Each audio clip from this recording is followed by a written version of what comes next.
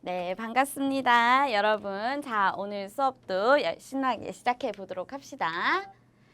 그래서 오늘 수업은요, 우리 지난 시간에 했던 거에 이어서 화학결합의 성질 이온 결합 중에서 두 번째 시간이 될 겁니다. 자, 그래서 우리 수업 목표 중에 지난 시간에 이온 결합이 어떤 건지 한번 해보고 우리가 이온 결합 성질을 오늘 하겠다고 하고 이온 결합 물질의 뭐 명명법이라든지 이온의 전하량을 알면 화학식을 쓸 수 있다까지 했어요. 기억나나요? 자, 그래도 지난 시간 한번 한 거 떠올려봅시다. 이게 핵심이었죠. 이온 결합의 정의가 뭐였어요? 금속 원자가 전자를 잃고 양이온이 되고 그 전자는 어디로 가? 비금속 원자. 나는 전자 받고 싶으니까 전자 얻어서 음이온이 돼서 그럼 각각 플러스를 띠는 양이온, 그다음에 마이너스를 띠는 음이온이 서로 인력도 작용하지만 나도 원자이고 쟤도 원자이기 있으면 서로 가까이 가면 반발력, 뭐 이런 인력과 반발력의 힘의 조화에 의해서 우리가 인력과 반발력이 동시에 작용하고 그 힘이 균형을 이룰 때 제일 에너지가 낮은 지점에서 그 결합을 형성한다라고 했죠. 그래서 아까 한 것처럼 양이온과 음이온이 떨어져 있으면 당연히 서로 반대 전하니까 인력이 우세하게 작용해서 점점 가까워져요. 끌어당기다 보니까 가까워져서 어느 순간이 되면 이렇게 점점 가까워져서 에너지가 서로 플러스랑 마이너스 상쇄시켜주면서 에너지가 낮아지고 안정화가 돼서 특정 지점이 되면 인력과 반발력이 균형을 이루면서 에너지가 최저점이 되고 그때 우리가 R0라는 적당한 거리에서 결합을 형성한다라는 거예요. 이해돼요? 그런데 얘들이 점점 만약에 더 가까워져. 이온 사이 거리가 더 가까워지면 어떻게 된다 그랬어요? 내 원자핵, 제 원자핵. 내 전자구름에 있는 전자들, 제 전자구름에 있는 전자들이 서로 같은 전하니까 반발을 해서 오히려 밀어내는 불안정, 서로 밀어내는 힘이 작용해서 에너지가 팍 튀어오르고 아주 불안정한 상태가 된다라고 했죠. 그래서 우리는 에너지가 가장 낮은 요 포인트, 인력과 반발력이 서로 있다가 적당한 거리인 요 R0 거리에서 결합을 형성한다라고 했습니다. 요게 이온 결합의 형성 포인트에서 아주 중요한 거였고요. 그래서 에너지가 낮아지는 거 가장 안정한 거리에서 우리가 결합을 형성한다라고 했습니다. 자, 그 다음에 다음 이온 결합 물질을 우리가 화학식을 써보자. 여기 사실 교과서 116쪽에 밑에 있는 확인하기 문제예요. 자, 그러면 염화 칼슘이니까 칼슘 양이온과 염화 음이온이 만난 건데 칼슘은 몇 가 양이온입니까? 2가. 요거를 알고 있어야 된다고요. 칼슘은 4주기 2족이기 때문에 전자 두 개를 잃고 안정한 이온이 형성했을 때 2가 양이온이 된다까지 우리가 알고 있고 그다음에 염화, 우리 염화 음이온은 어떻게 되나요? 17족이니까 전자 하나를 얻는 할로젠이죠. 그래서 1가 음이온이다. 요거는 알고 있어야 된다 했죠. 그 다음에 우리는 항상 잃는 전자수와 얻는 전자수가 같고 이온 결합 물질은 정기적으로 중성이어야 되니까 얘 플러스라면 얘 몇 개? 2개가 있어야 되고 우리는 항상 양이온 앞에 써줄 거니까 CaCl2 이렇게 쓰면 염화 칼슘입니다. 됐나요? 자, 그 다음에 황화은 봅시다. 황화은. 자, 은이온은 Ag 몇 가 양이온? 1가 양이온인 걸 우리가 좀 알아두자고요.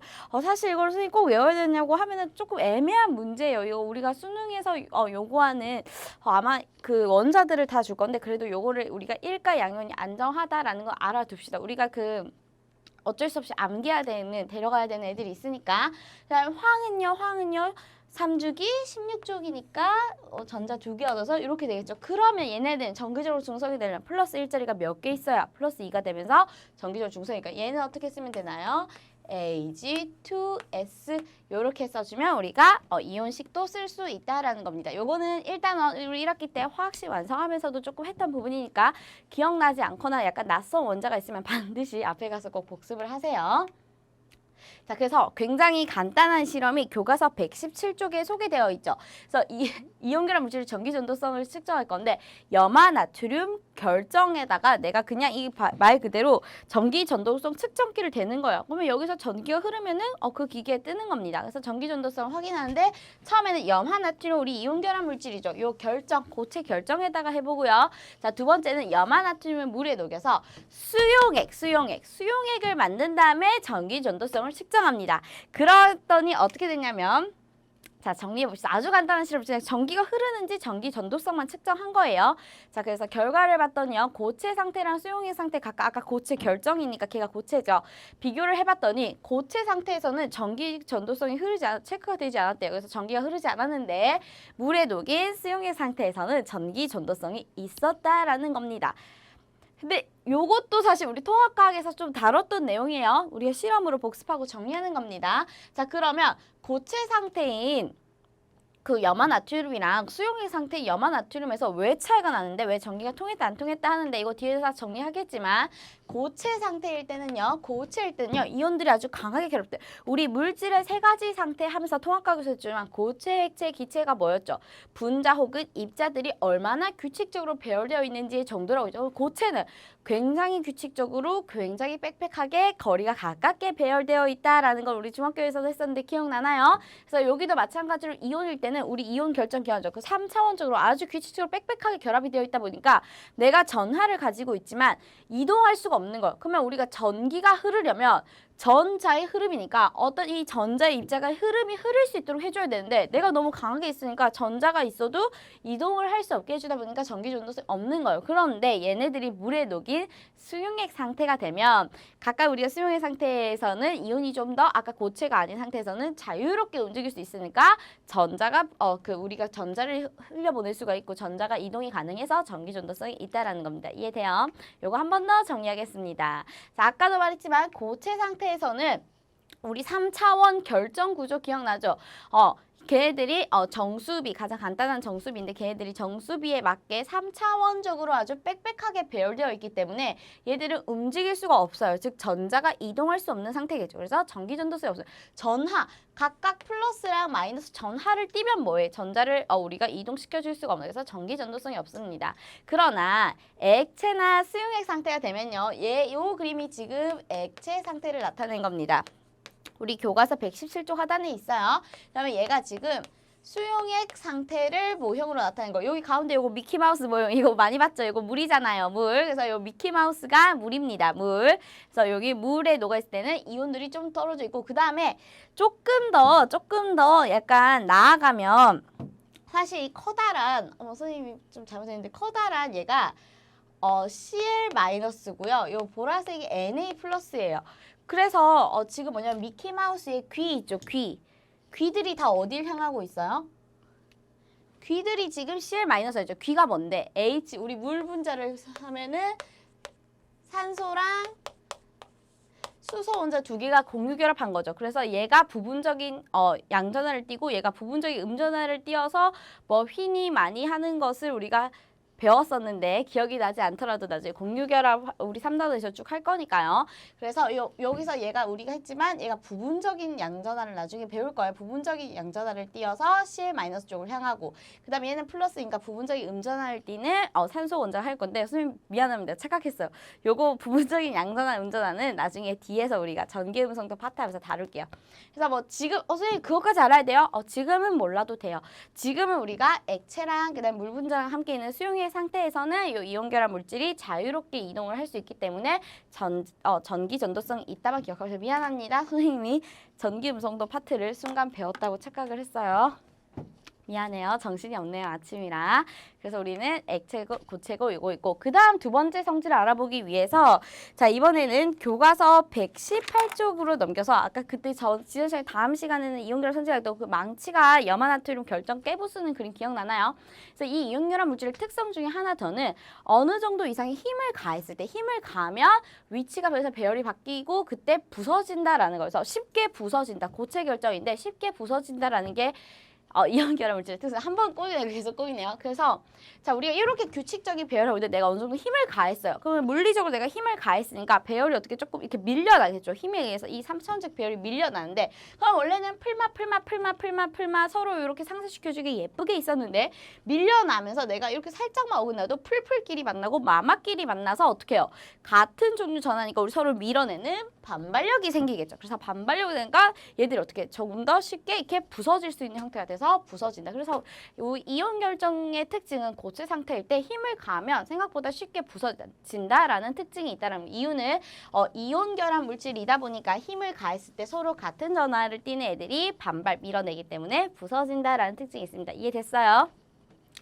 자, 그 다음에 우리가 하나의 더 특징 보기 위해서 녹는 점을 봅시다. 그래서 녹는 점을 봤더니 녹는 점이 대체로 일반적으로 이온 결합 물질이면 높고요. 녹는 점이 높기 때문에 대부분 실온 상태에서 고체 결정으로 존재합니다. 녹는 점이 높은데 왜 실온에서 고체로 있나요? 녹는 점이 낮으면요. 우리가 실온, 즉 25도C 요 온도에서 어떻게 이미 녹아서 액체나 있거나 아니면 더 심해서 끓는 점이 25도 미치면 이미 끓어서 기체 상태로 있을 텐데 녹는 점이 높다는 말은 아직 녹는 점이 실온보다 높으니까 우리가 실온에서 고체 상태로 존재한다는 거죠. 그래서 지금 되게 다양한 이온 결합 물질들인데 얘네가 지금 교과서 118쪽에 있어요. 그래서 NAF, NaC, NABR, MgO, CaO, SrO 얘네들 지금 보면 녹는 점이 어때요? 2825도 막 이렇죠. 여기도 990, 요 정도 온도 돼야 고체에서 액체로 녹는다라는 겁니다. 그럼 이미 아직 녹으려면 한참 남았죠. 얼마나 열을 많이 가있어요. 그래서 얘들은 지금 고체 상태로 존재한다라는 겁니다. 자, 그러면 내가 이 녹는 점, 이온 결합 물질 중에서도 녹는 점에 영향을 미치는 요인들에 대해서 한번 알아보자라는 거예요. 자, 선생님이 이거 약간 통합과학에서도 한번 하고 그 다음에 물질에 성질할 때 우리가 녹는 점과 끓는 점이 굉장히 중요하다라고 하면서 녹는 점, 끓는 점에 영향을 미치는 요인들에 대해서 한번 얘기해줬죠.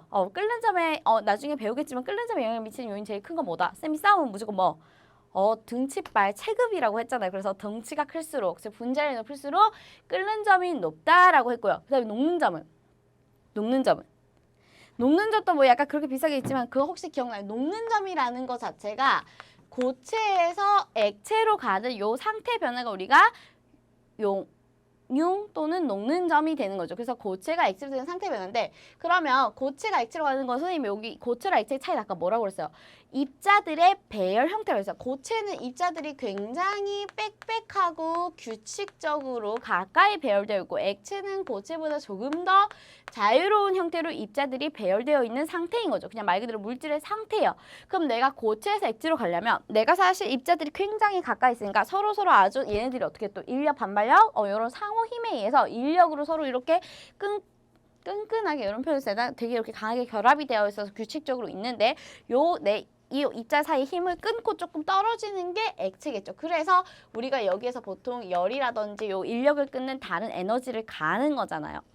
그러면 내가 이온 결합 물질에서 녹는 점을 체크할 때는 내가 이온 우리 3차원에서는 되게 빽빽한 고체 결정으로 있었죠. 그럼 내가 걔들 입자들은 뭐야? 양이온과 음이온이잖아. 양이온과 음이온이 서로 인력과 물론 반발력도 함께 동시에 조화를 이루면서 이런 상호 힘에 의해서 굉장히 강하게 규칙적으로 배열되어 있었는데 내가 서로 이 강하게 끌어당기는 인력을 끊고 서로 조금 자유롭게 떨어지는 게 액체 상태죠. 우리가 요거 녹는 점이라는 게 결국은 이온, 즉 입자 사이의 힘을 끊고 입자 사이의 상호작용을 끊고 좀 자유롭게 떨어지는 상태라는 걸 기억하고 나서 녹는 점에 영향을 미치는 요인 한번 볼게요. 그래서 이온의 전하량, 이온 사이 거리에 따라서 일단 이온 결합력이라는 용어가 나왔습니다. 이온 결합력이 달라진대요. 이온 결합력 말 그대로 이온과 이온이 서로 결합하고 있는 힘이겠죠. 이해돼요?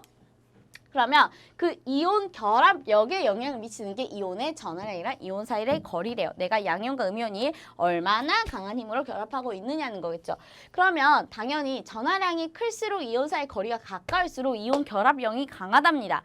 이온 결합력, 서로 이온끼리 내가 이렇게 쭉쭉 끌어당기고 있는 힘이 강하면 강할수록 녹는 점 어떻게 돼요? 내가 떨어지기가 힘든 거지. 더 많은 열을 가해야 되는 거지. 즉 녹는 점이 높아진다라는 거. 이온 결합력이 강할수록 마찬가지입니다. 다른 물질에서도 이 입자들 사이에 인력이 강할수록 서로 이 끌어당기고 있는 힘이 강할수록 내가 이 인력을 끊고 좀 자유로운 상태가 될 때는 더 많은 에너지, 즉 우리가 지금 흔히 가한 에너지가 열 에너지인가? 더 많은 열 에너지를 가하다 보니까 녹는 점이 높아진다라는 거예요. 이해돼요? 자, 그래서 이거를 보면 우리가 이 이온 결합력을 어떻게 해석할 수가 있냐면요. 이온 결합력을 요거까지는 굳이 지금 우리가 화학 원에서 꼭 알아야 되는 공식이 아니고 이러한 내용을 정리하는 겁니다. 그래서 이온 결합력도 사실 양이온, 음이온도 전하를 띠는 입자니까 우리가 전기적 인력으로 설명할 수가 있습니다. 전하를 띠는 입자이기 때문에 우리가 그 전기 힘인 쿨롱의 힘으로 해석한다면 요 힘은요. 요 결합력을 R 제곱분의 Q1 Q2로 해석할 수 있어요. 그러니까 양이온, 음이온 사이의 힘도 전기를 뜬 입자니까 쿨롱의 힘으로 해석을 하면 요 K는 상수니까 어차피 신경을 안 써도 돼요. 요 K는 상수고요. K는 상수고 요 R 제곱이죠. R 제곱 거리. 그러니까 내가 양이온과 음이온일 때는 내 양이온과 음이온 사이의 거리, 이온 사이의 거리가 제곱의 반비라니까 멀수록 클수록 거리가 클수록 힘은 어떻게 돼? 반비라니까 약해지죠. 그 다음에 Q1, Q2는 이온들의 전하량으로 해석해 주면 돼. 그럼 내가 전하량이 크면 전하량의 곱이 클수록 요 힘은 커지는 겁니다. 그래서 전하량이 클수록 이온 사이 거리 아까 멀면 반비례니까 작아졌으니까 가까울수록 이온 결합이 강합니다. 우리 생각해보면 약간 조금 직관적으로 해석이 좀 쉽죠. 내가 플러스 마이너스 이 힘이 클수록 전하량이 클수록 당연히 더 세게 서로 끌어당겨. 플러스 1, 마이너스 1짜리가 서로 결합하는 것보다 플러스 2, 마이너스 2짜리가 더 큰 전하량으로 좀 더 강한 인력이 작용하겠죠. 마찬가지로 플러스 3, 마이너스 3이 더 크게 끌어당길 거고. 그 다음에 힘이라는 건 당연히 거리가 멀수록 약해지는 거니까 내가 이 서로 끌어당기는 힘이 가까이 있을수록 결합을 더 강하게 하겠죠. 결합을 강하게 하면 그 결합을 끊기가 어려우니까 녹는 점이 높아진다고요. 즉 이온 결합력이 강할수록 녹는 점은 높아지는데 그 이온 결합력에 영향을 미치는 요인이 바로 전하량이랑 이온 사이 거리가 되는 겁니다. 이해됩니까? 이거는 꼭 알아둡시다. 1단원이 계산의 범벅이었고 2단원이 이렇게 주기와 규칙성을 따라라 빠르게 따져서 푸는 거였다면 3단원도 약간 2단원 맥락과 비슷해요. 계산이 아니라 이게 이거니까 이렇게 해석을 하는 겁니다. 그러면 녹는 점을 서로 비교할 수 있고 요런 게 돼야 됩니다. 그럼 우리가 비교해보자고요. 해봅시다. 자, 첫 번째 염화나트륨과 KCl 아까 이온 사이 이온 결합력에 영향을 미친 요인이 뭐라고? 전하량이랑 거리. 전하량 먼저 가봅시다. 전하량 항상 녹는 점은 전하량에 비례하고 거리의 제곱, 이온 사이 거리의 제곱에는 반비례한다라는 거예요. 이온 결합력이. 그런데 얘가 크면은 녹점이 높아지니까 이해됩니까? 자, 그럼 전하량은 얘 플러스 1, 마이너스 1끼리 곱이고 얘 플러스 1, 마이너스 1끼리 전하량 1 똑같아요. 자, 그럼 전하량 똑같아. 그러면 거리만 따져주면 되겠네. NaCl, KCl 중에서 이온 사이 거리는 우리가 이온 사이즈를 생각하면 돼요. 당연히 지금 봐봐요. 내가 이렇게 있고 이온이 있으면은 우리가 아까 선생님 가까이 있다가 어느 정도 거리 R0가 됐을 때 적당한 거리에서 이온 결합을 형성할 건데 내가 원래 덩치 큰 애가 오는 거랑 얘랑 하는 거랑 얘랑 이온 결합하는 건 당연히 요 이온 사이 거리는 뭐가 더 작겠어요? 얘가 작겠지. 그래서 원래 이온 사이즈의 거리랑 우리가 생각해주면 됩니다. 직관적. 그러면 여기 Cl- 똑같으니까 Na 랑 K 플러스 얘네들의 이온 사이즈를 비교해주면 되겠죠. 자, 나트륨은 몇 주기? 3주기 1조. 그 다음에 칼륨은요? 4주기 1조. 그러면 이온 사이즈는 누가 더 큽니까? 당연히 칼륨이 이온이 됐어도 얘가 주기가 하나 더 크니까 껍데기가 하나 더 많으니까 얘가 더 크겠죠. 그러면 거리는 누가 더 커? 거리는 KCl, 염화 칼륨이 더 큰데 당연히 거리가 짧을수록 이온 결합력이 가까운 애들이 강해질까? 염화 나트륨이 이온 결합력이 셀 거고 그래서 녹는 점도 높을 겁니다. 이해돼요? 자, 두 번째 해봅시다. 염화 리튬이랑 산화 칼슘이에요. 자, 여기서는 산화 칼슘은 사실 그 교과서 118쪽에 보면 아까 여기 PPT에도 있었던 표에 보면 이온 사이즈가 나와 있죠. 산화 칼슘의 이온 사이의 거리는 뭐라고 나와 있습니까? 이온 사이 거리가 239라고 나와 있죠. 근데 염화 리튬은 교과서에 그 직접적인 이온 사이의 거리는 안 나와 있는데 우리가 얘네들의 각각의 이온 사이즈를 알면 추측할 수 있죠. 그 교과서 우리 배웠던 파트 중에서요. 이온 사이즈가 어디 나와 있냐면 교과서 93쪽에 보면 우리 주기율표에 있는 이온 사이즈들이 나와 있는데 거기 보면 리튬 양이온이 얘가 리튬 양이온 사이즈가 60이고요. 그 다음에 Cl-가 음이온이 됐을 때 181이니까 얘네들이 합하면 230 풀마 요 근처에서 얘네들 그래도 적정한 거리지만 꽤 가까이 왔을 때 이온 결합 형성할 거니까 240 근처에서 얘들이 이온 결합 형성할 거. 그러면 지금 염화 리튬이랑 산화 칼슘의 이온 사이의 거리는 어떻다? 요 거리가 비슷하다라고 볼 수 있는 거예요. 그래서 아마 사실은 여러분들이 문제를 풀 때는 이온 사이의 이온의 크기를 비교해서 풀 수 있게 줄 거야. 그러면 얘네들이 지금 크기가 비슷하다라고 가정을 했을 때 사실 근데 염화나트륨이랑 염화칼륨처럼 이렇게 확실하게 사이즈가 차이 나게 줄 거예요. 사실 얘네들 조금 애매하죠. 얘가 2주기, 3주기, 4주기 2주기 1에서 조금 애매한데 얘네들이 비슷하니까 그러면 뭐만 영향을 줍니까? 바로 전하량이죠. 전하량. 그러면 전하량은 너무 쉽죠. 아이고.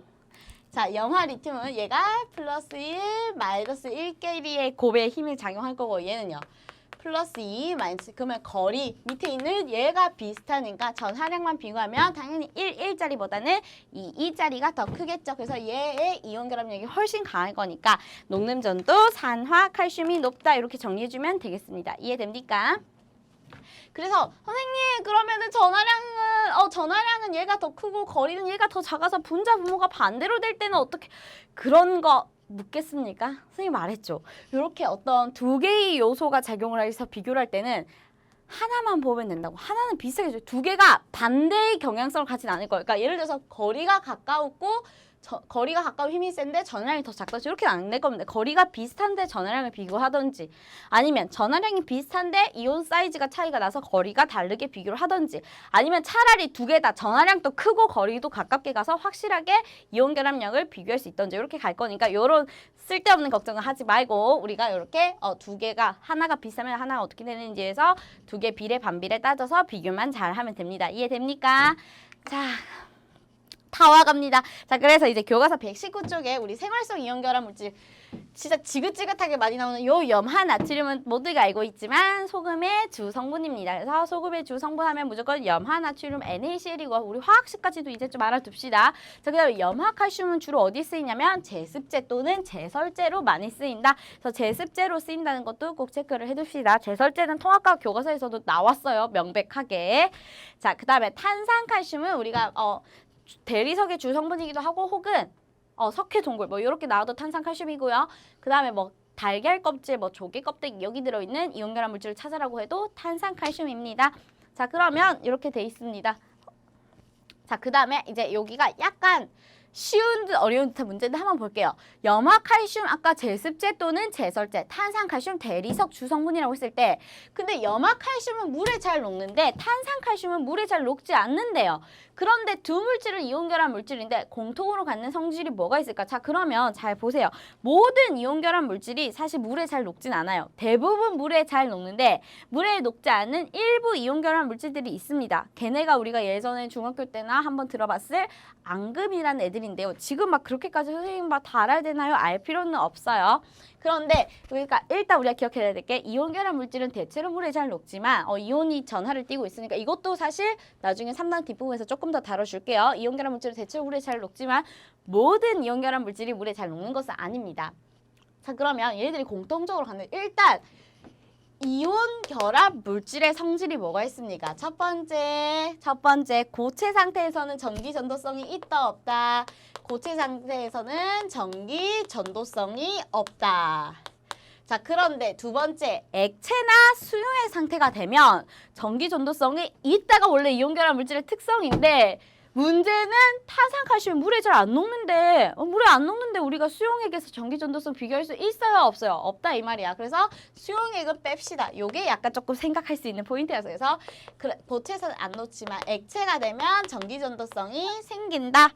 그 다음에 또 이온결합 물질 특징 뭐 있었죠? 규칙적으로 고체에 배열했다 보니까 내가 힘을 빵 가하면 어떻게 돼? 힘을 가하면 결정이 쉽게 어떻게 된다? 부서진다. 부서진다라는 표현을 씁니다. 자, 그 다음에 또 뭐가 있지? 뭐 있나요? 이온결합 물질 중에서 얘네들은 녹는 점이 어때요? 녹는 점이 상대적으로 어때요? 높기 때문에 상온에서는 어떻게 있다? 고체로 있다. 상온에서는 고체 상태로 존재한다. 아직 안 녹았다 이 말입니다. 상온에서는 요러요러한 성질이 있는데 물에 잘 안 녹으니까 우리가 수용액 파트만 조금 유의해서 체크해주면 됩니다. 그래서 요러한 성질이 있다 하고 해주면 될 것 같습니다. 그래서 이온결합 물질이고 자, 됐나요? 사실은 원래는 공유결합 파트도 조금 나가고 싶었는데 그거를 다음 시간에 하고 여러분들이 돌아왔을 때 학습지로 요 짧게 복습을 하고 나머지 이어서 수업을 하도록 하겠습니다. 그래서 오늘 수업을 정리해야죠. 자, 그래서 다음 시간에는 지금 이게 뭐냐면 플로린과 플로린이 만나서 즉 비금소 혼자 만나면 우리 공유결합 한다라는 거는 또 지긋지긋 작년에도 했고 그다음에 첫 시간에도 했었죠. 그래서 이 공유결합에 대해서 배울 건데 자 그럼 우리 이온결합 정리해 봅시다. 마지막으로 자 이온결합 뭡니까? 이온결합 금속 원자가 전자를 잃고 양이온이 되고 그 전자는 비금속 원자한테 가는데 그 전자를 받아서 음이온이 돼서 양이온과 음이온이 강한 정전기적 인력으로 결합한 게 이온결합이다. 요게 이온결합 정의인데 단 잊지 말아야 할 거. 인력도 작용하지만 사실 동시에는 반발력도 작용을 하고 있고 그 인력과 반발력이 떨어져 있을 때는 인력이 당연히 강하게 작용해서 가까워졌는데 어느 정도 거리가 되면 인력과 반발력이 균형을 이루어서 이온결합을 형성하고요.